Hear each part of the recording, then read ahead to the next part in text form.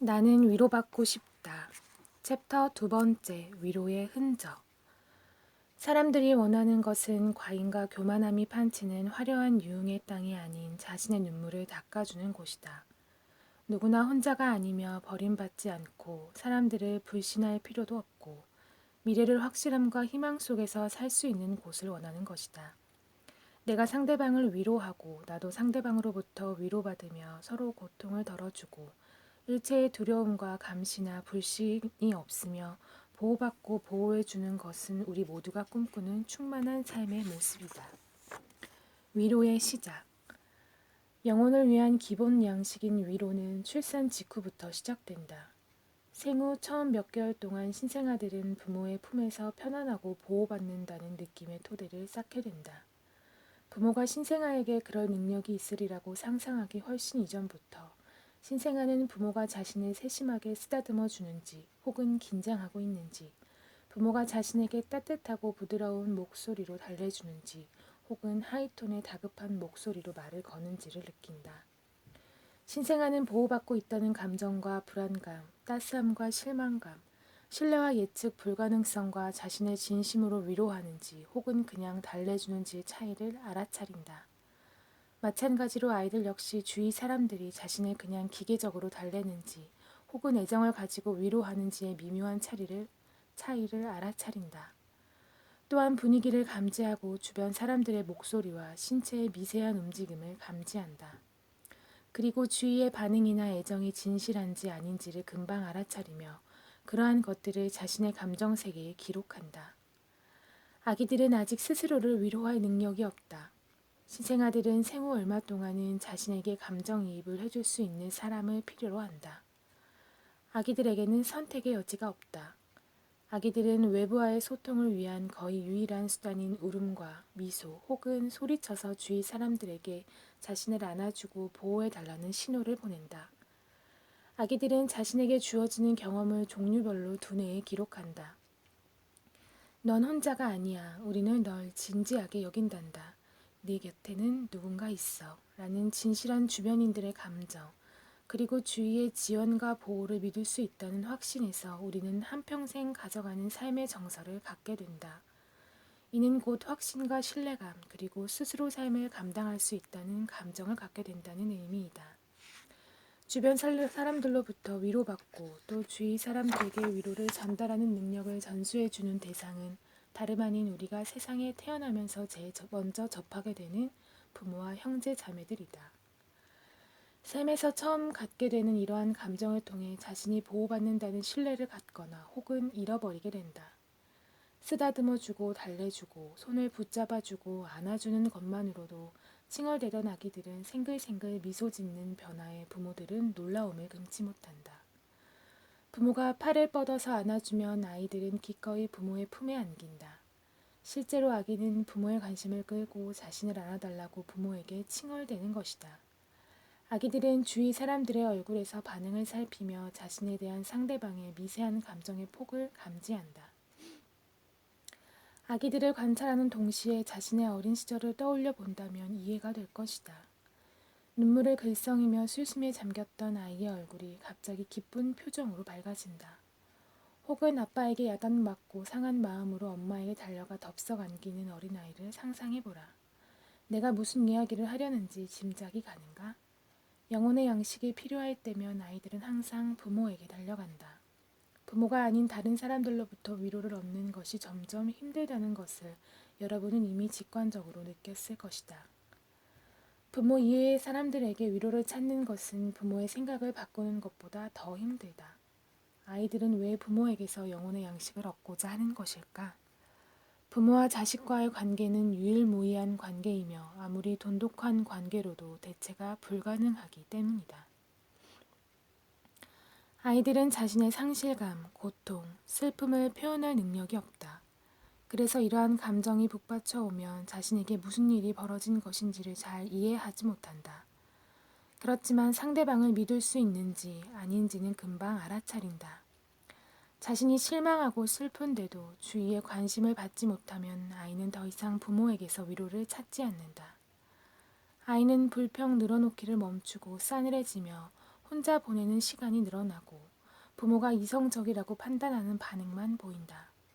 아이는 보호받고 위로받는 것에 대한 강렬한 욕망을 포기한 것이다. 혹은 정반대로 갑작스럽게 혼자 잠자기를 원치 않거나 계속해서 자신을 봐달라고 칭얼대기도 한다. 부모들은 아이가 대체 무슨 이유로 그런 행동을 하는지 이해하지 못하고 힘들어한다. 하지만 자녀의 신생아빛 어린 시절에 보호와 따스함 그리고 위로를 베풀지 않는 부모는 훗날 어린 시절 받지 못한 영혼의 양식을 얻고자 투쟁하는 자녀의 희생물이 될 수 있음을 인식해야 한다. 우리 인간에게 필요한 영혼의 토대가 부족하다면 이는 후일 남녀 관계에도 영향을 미칠 수 있다. 어린 시절 부모로부터 영혼의 양식을 얻지 못한 아이들은 남녀 관계에 조심스러워하며 새로운 사람을 만날 때마다 신뢰감에 대한 욕구를 충족시킬 수 있으리라는 희망을 갖는다. 하지만 이러한 기대치는 실망감을 낳기 쉽다. 물론 과거의 좋지 않은 경험을 긍정적인 새 경험으로 대체하게 될 수도 있다. 부모 외에도 학교 선생님이나 혹은 이웃 사람이 아이의 어깨에 손을 올려주면서 너는 혼자가 아니다. 네가 슬프거나 혹은 실망할 때 너는 위로받을 수 있다. 라는 생생한 감정을 전달해 줄 수도 있다. 중요한 것은 이러한 세심한 관심이 영혼의 양식이 된다는 것이다. 신뢰 일깨우기. 상실감과 고통 혹은 병의 고통을 처음 겪게 되면 아이들은 엄마에게 달려간다. 물론 엄마가 고통을 없애줄 수 없다는 걸 아이들도 잘 알고 있다. 하지만 아이들이 원하는 것은 자신이 고통을 느낄 때 혼자라는 느낌을 갖지 않는 것이다. 위로를 필요로 하는 아이들에게 우리는 어떻게 행동하는가?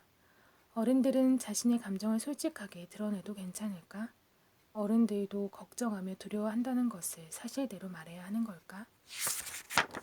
아이들의 질문에 대한 답을 모를 경우에는 어떻게 해야 할까? 부모가 자녀의 영혼을 굳건하게 해주려면 자녀와 지속적인 대화를 가져야 한다. 그리고 서로를 신뢰한다는 것이 무엇을 의미하는지 자녀들이 끊임없이 경험할 수 있도록 자녀와 보다 깊은 공감대를 형성하도록 노력해야 한다.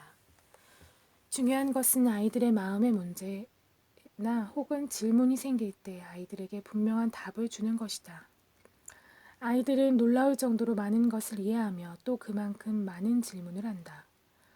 어른들은 아이들의 질문을 진지하게 여기고 이들의 질문에 세심하게 답해주면 된다. 아이들은 질문을 통해 자신의 이해의 폭이 얼마나 큰지를 보여준다. 하지만 아이들이 세세한 것이나 미래의 계획까지 알고자 하는 것은 아니다. 아이들은 아직 내적으로 받아들일 준비가 되어 있지 않은 것을 들려주는 것은 아무런 의미가 없다. 그렇기 때문에 아이들이 지금 당장 필요로 하는 것만 주는 것이 가장 좋은 방법이다. 그 이상, 그 이하도 주어서는 안 된다. 일반적으로 어른들보다 이해 속도가 느린 아이들은 질문을 통해 자신의 이해 속도를 정한다. 아이들은 현재 부모가 무엇에 관심을 갖고 있는지 알 권리가 있다. 분위기와 상대방의 태도를 분명하게 이해하는 아이들은 부모의 분위기도 어렵지 않게 감지한다. 아무 문제 없단다. 혹은 아무것도 아니야 라고 부모가 말할 때조차 아이들은 문제가 있다는 것을 느낀다. 아이들에게는 미세한 수신 안테나가 달려 있어서 부모의 에너지를 느끼며 부모에게 좋지 않은 일이 생겼다는 것을 감지할 수 있다. 자신이 기르는 개가 아무것도 먹지 않고 멍하니 구석에 누워만 있자 7살의 라우라는 엄마에게 개가 다시 건강해질지를 물었다. 그러자 엄마는 자신도 잘 모르겠다고 솔직하게 답해 주었다. 엄마와 딸은 개가 죽을지도 모른다는 두려움을 서로 고백하면서 둘 다 개를 얼마나 좋아하는지를 표현하였다. 둘은 서로를 품에 꼭 안고 오랫동안 있었고 그렇게 엄마와 딸은 서로를 위로할 수 있었다. 엄마는 개가 이번에 병을 극복하지 못하고 죽을 경우 라우라가 개와 꼭 작별할 수 있도록 해주겠다고 약속하였다. 라우라가 죽음을 실제적인 것으로 이해하고 상실감을 슬퍼할 수 있도록 작별하는 것이 중요하다는 것을 엄마는 알고 있었기 때문이다. 작별할 수 있는 것이 얼마나 중요한지를 보여주는 내면에 얼어붙은 슬픔의 사례는 주위에서 충분히 봐왔을 것이다. 부모가 자신의 감정을 솔직하게 드러내면 아이는 부모의 감정이 자신의 감정이 될 수도 있다는 것을 깨달으면서 안도하게 된다. 이를 통해 부모는 자식에게 내가 알아차려도 된다, 내가 느껴도 된다, 너의 인지를 믿어도 좋다는 사실을 전달해 준다. 부모가 자신의 감정을 숨기거나 혹은 부인한다면 자녀들 역시 자신의 감정을 숨기고 부인하게 된다. 그래서 아이들은 자신의 특정 경험을 숨기게 되고 또한 그래서 부모도 자녀의 감정을 알아낼 길이 막히게 된다. 자녀의 질문을 차단하기 위해서 혹은 자신의 감정을 내보이지 않으려고 부모가 모든 것이 잘 될 것이다 라고 막연히 말하면 자녀는 더 이상 감정적인 성장을 할 엄두를 내지 못한다. 반면 부모의 말과 행동, 감정과 표현, 약속과 행동이 일치한다고 느끼게 되면 아이의 자아감과 자아신뢰는 커져간다. 부모가 말하는 내용이 아닌 있는 그대로의 모습이 자녀에게 신뢰감을 심어주고 또한 자녀에게 가장 큰 영향을 미친다.